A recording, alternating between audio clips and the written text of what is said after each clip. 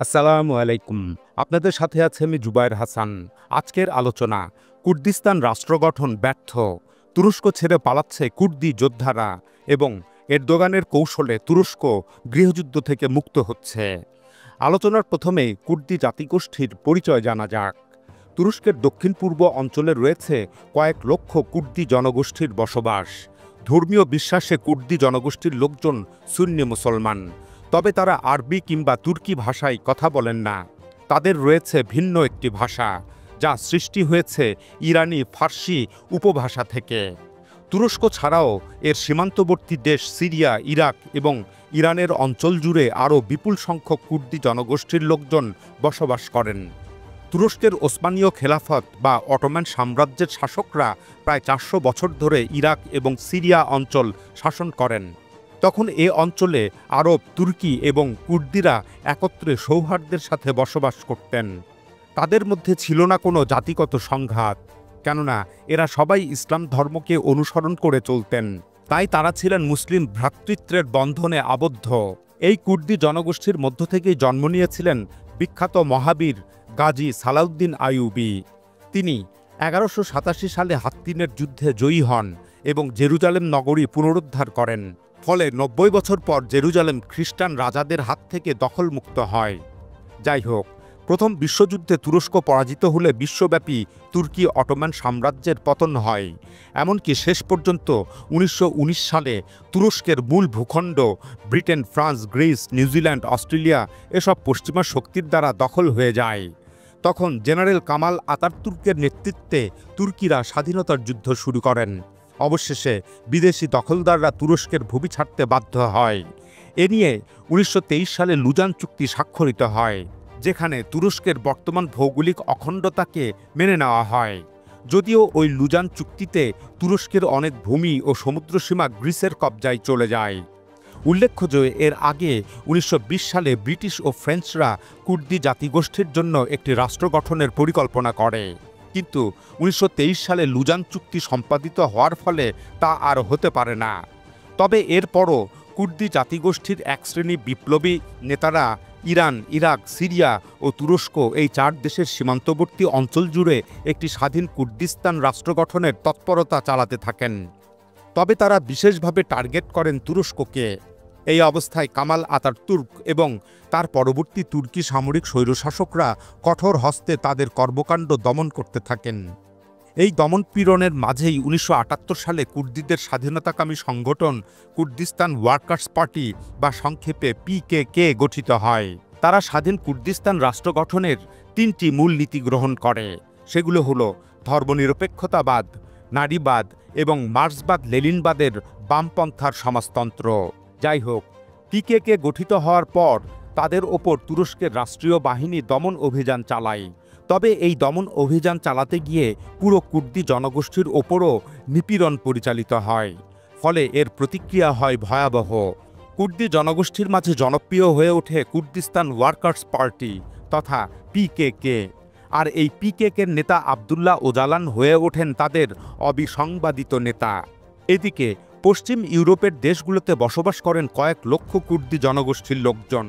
এই প্রবাসী কুর্দিরা PKK এবং এর নেতা আবদুল্লাহ ওজালানকে আর্থিক ও রাজনৈতিকভাবে সাহায্য করতে থাকেন। এতে PKK সামরিক ও কূটনৈতিকভাবে যথেষ্ট শক্তিশালী হয়।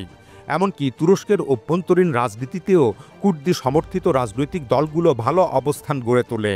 এর ফলে তুরস্ক তার ভৌগোলিক অখণ্ডতা বজায় রাখতে আরও সতর্ক হয়।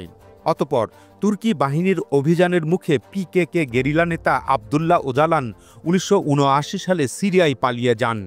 তিনি সেখান থেকেই কর্মকাণ্ড চালাতে থাকেন এবং প্রেসিডেন্ট হাফিজ আল আসাদের আশ্রয়, প্রশ্রয় ও সমর্থন লাভ করেন। উল্লেখ্য যে স্বাধীন কুর্দিস্তান রাষ্ট্র গঠন সিরিয়ার জন্য স্বাভাবিকভাবেই উদ্বেগজনক হওয়ার কথা ছিল, কেননা কুর্দিস্তান রাষ্ট্র গঠিত হলে সিরিয়ারও বিরাট ভূখণ্ড বিচ্ছিন্ন হয়ে সেটার সাথে যুক্ত হয়ে পড়ত। কিন্তু তারপরও সিরিয়ার প্রেসিডেন্ট হাফেজ আল আসাদ কুর্দি গেরিলা নেতা আবদুল্লাহ ওজালানকে আশ্রয়, প্রশ্রয় ও সাহায্য দেওয়ার সিদ্ধান্ত নিয়েছিলেন। বস্তুত এটা তিনি করেছিলেন তুরস্ককে চাপে রাখার জন্য।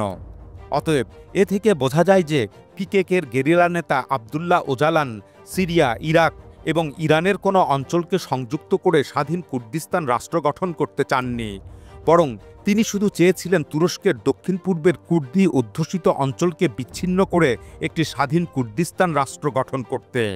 এ কারণেই পিকেকের অভিযানের মূল লক্ষ্য হয়ে দাঁড়ায় শুধুমাত্র তুরস্ক বিরোধী কর্মকাণ্ড। অতঃপর তুরস্ক সিরিয়ার প্রতি কঠোর বার্তা দেয়। ফলে 1998 সালে প্রেসিডেন্ট হাফেজ আল আসাদ পিকেকে নেতা আবদুল্লাহ ওজালানকে সিরিয়া থেকে বহিষ্কার করেন। তখন আবদুল্লাহ ওজালান পশ্চিম ইউরোপের কোনো দেশে আশ্রয় প্রার্থনা করেন, কিন্তু তুরস্ক ন্যাটো সদস্যভুক্ত দেশ হওয়ায় এবং যুক্তরাষ্ট্রসহ পশ্চিমা দেশগুলোর সাথে তুরস্কের সুসম্পর্ক থাকায় সে সময় আবদুল্লাহ ওজালানের ওই আশ্রয় প্রার্থনা প্রত্যাখ্যাত হয়। অতঃপর তিনি 1999 সালে তুর্কি বাহিনীর হাতে ফেরারি অবস্থায় কেনিয়ার রাজধানী নাইরোবিতে গ্রেপ্তার হন। দেশদ্রোহিতার অভিযোগে তুরস্কের আদালত তাকে মৃত্যুদণ্ড প্রদান করে। তবে 2002 সালে তুরস্কে মৃত্যুদণ্ডের বিধান রহিত করে আইন পাশ হয়। ফলে তখন তিনি ওই আইনের আওতায় পড়েন এবং মৃত্যুদণ্ডের পরিবর্তে তার আমৃত্যু জেল হয়। আর সেই থেকে এখন পর্যন্ত তিনি তুরস্কের কারাগারেই বন্দী রয়েছেন। তবে বন্দী থাকলেও পিকেকের নেপথ্যের নেতৃত্ব তার হাতেই থাকে। আর কারাগারে আটক থাকার কারণে তিনি কুর্দিদের মাঝে আরও ভীষণ জনপ্রিয় হয়ে ওঠেন এবং তাকে ঘিরেই পিকেকে সশস্ত্র গোষ্ঠীর যোদ্ধারা বিভিন্ন যুদ্ধ অভিযান ও হামলা পরিচালনা করে তুরস্কের অভ্যন্তরে। এদিকে তুরস্কের নিরাপত্তা বাহিনীও পাল্টা জবাব দেয়। এর ফলে গত 4 দশকে উভয় পক্ষের অন্তত 40,000 মানুষ হতাহত হয়। তবে সবচেয়ে ক্ষতিগ্রস্ত হয় কুর্দি জনগোষ্ঠী এবং তাদের বসবাসকৃত এলাকাসমূহ।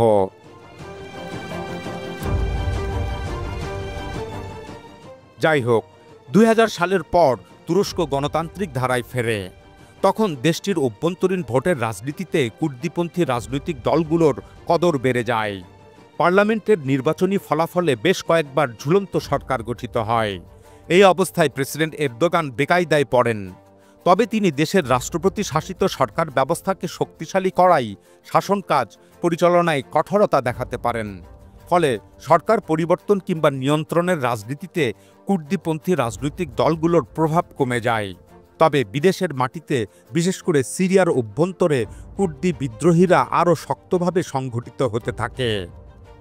2011 থেকে 2015 সালের সময়কালে সিরিয়া এবং ইরাকের বিস্তীর্ণ অঞ্চল জুড়ে আইএস বা দায়েশ জঙ্গি গোষ্ঠীর শাসন প্রতিষ্ঠিত হয়েছিল। তাদেরকে উচ্ছেদ করতে মার্কিন যুক্তরাষ্ট্রের মদদে সিরিয়ান কুর্দি যোদ্ধাদের নিয়ে গঠিত হয় সিরিয়ান ডেমোক্রেটিক ফোর্সেস বা এসডিএফ এবং Syrian Kurdish People's Protection Unit বা ওয়াইপিজি। এদের পাশাপাশি যুক্তরাষ্ট্র ইরাকের কুর্দি যোদ্ধাদের নিয়ে গঠন করে কুর্দিস্তান রিজিওনাল গভর্নমেন্ট বা কেআরজি, যারা পরিচিত হয়ে ওঠেন দুর্ধর্ষ পেশমার্গা সৈন্যবাহিনী হিসাবে। অতঃপর যুক্তরাষ্ট্রের সামরিক সহায়তায় এসব কুর্দি যোদ্ধা বাহিনী ইরাক ও সিরিয়া থেকে আইএসকে উৎখাত করতে সক্ষম হয়। আর এ থেকেই যুক্তরাষ্ট্রের সাথে কুর্দি যোদ্ধাদের মিত্রতা গড়ে ওঠে। ফলে যুক্তরাষ্ট্র, ইসরায়েল, জার্মানি, ফ্রান্স এবং আরও অন্যান্য পশ্চিম ইউরোপীয় রাষ্ট্রগুলো প্রকাশ্যে ও গোপনে কুর্দি জনগোষ্ঠীর জন্য স্বাধীন কুর্দিস্তান রাষ্ট্র গঠনে সমর্থন দিতে থাকে। ওদিকে তুরস্ক যেহেতু 2001 সাল থেকে সিরিয়ার আসাদ সরকারকে উৎখাত করতে সিরিয়ান সুন্নি বিদ্রোহীদের সমর্থন দিচ্ছিল, সে কারণে প্রেসিডেন্ট বাশার আল আসাদ সিরিয়ান কুর্দি গোষ্ঠী ওয়াইপিজি বা এসডিএফ এর সাথে মিত্রতা গড়ে তোলেন। প্রেসিডেন্ট আসাদ তাদেরকে তুরস্ক বিরোধী অভিযানে উৎসাহ দেন এবং তাদের কাছে তুর্কি সীমান্ত সংলগ্ন কুর্দি অধ্যুষিত এলাকার শাসনভার ন্যস্ত করেন।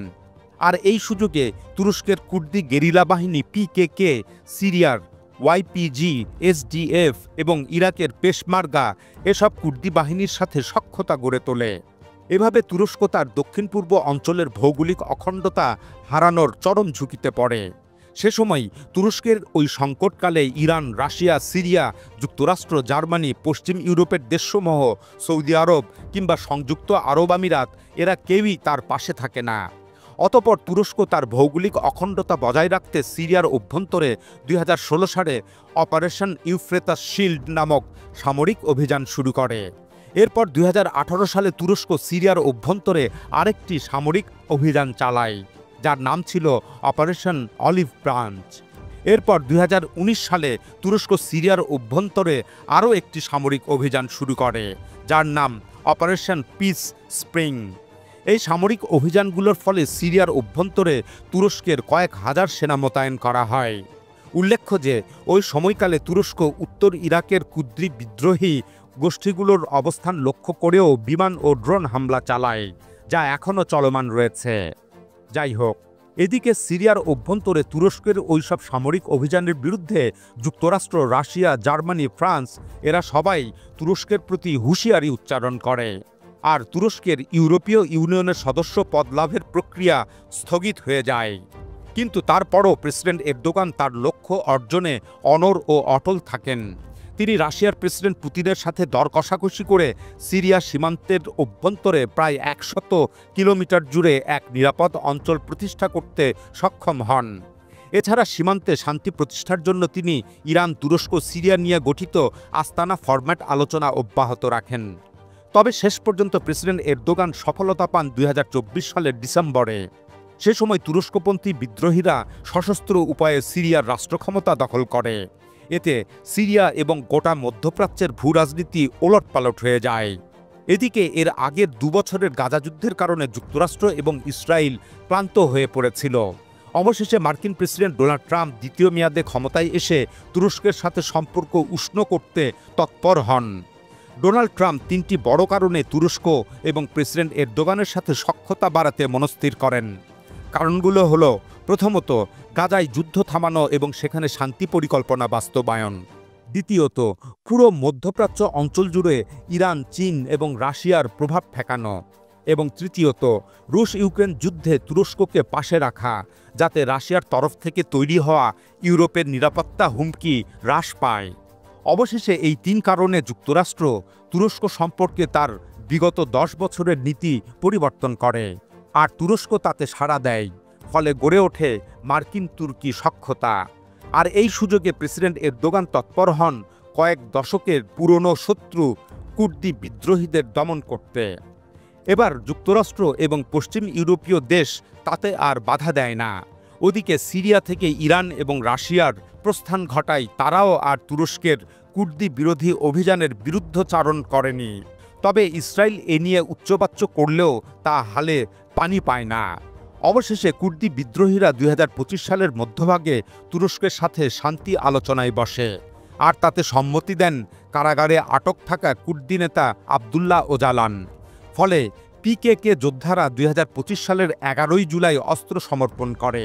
অস্ত্র সমর্পণ উপলক্ষে আয়োজিত একটি প্রতীকী অনুষ্ঠানে তারা তাদের অস্ত্রগুলো আগুনে জ্বালিয়ে দেয়। এদিকে পিকেকে যোদ্ধারা গত 26 অক্টোবর ঘোষণা দেয় যে তারা তুরস্ক ছেড়ে ইরাকে চলে যাচ্ছে। ইতিমধ্যেই অনেক কুর্দি নর ও নারী যোদ্ধাদের ইরাকে গমনের ভিডিও চিত্র মেইন স্ট্রিম ও সোশ্যাল মিডিয়ায় প্রচারিত হয়েছে।